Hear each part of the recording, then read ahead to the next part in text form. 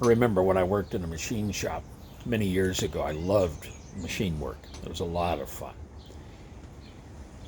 But I didn't just get on a machine and start throwing things together and cutting some stainless because it was fun. It was a job. So, because it was a job, I had some standards that I had to meet. Okay, I'm cutting a piece of stainless, I'm cutting some threads, or I'm taking a diameter from a square block or whatever down to a specific diameter. How, how did that happen? Well, we had a blueprint, and in that blueprint, it had the specific diameters plus or minus, so we had some limitations, but we had some leeway as well.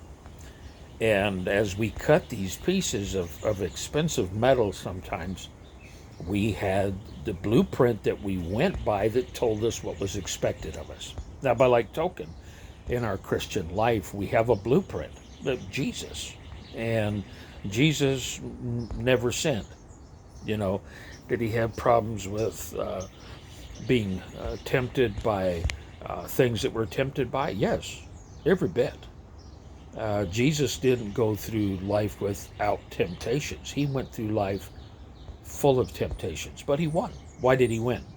Well, you can say, well, he was the son of God, like duh, and that's why he did it. Well, yeah, but he lived our lives so that we could learn that there is such a thing as living holily, if that's a word. I have to look that up in the dictionary. I don't think I'll find it. But being that that's the case, when Jesus lived on the earth, he lived a perfect life. But the perfect life that he lived was because, wait for it, because he was perfect. Now, we're not ever going to be all perfect like Jesus was, but we have places of perfection in our lives where we work hard, hard, hard at keeping our focus and making sure Jesus is the center of our attention. So, just like when I was in the machine shop, I didn't just get out there and start cutting pieces of stainless or of some other rarer metals for the fun of it.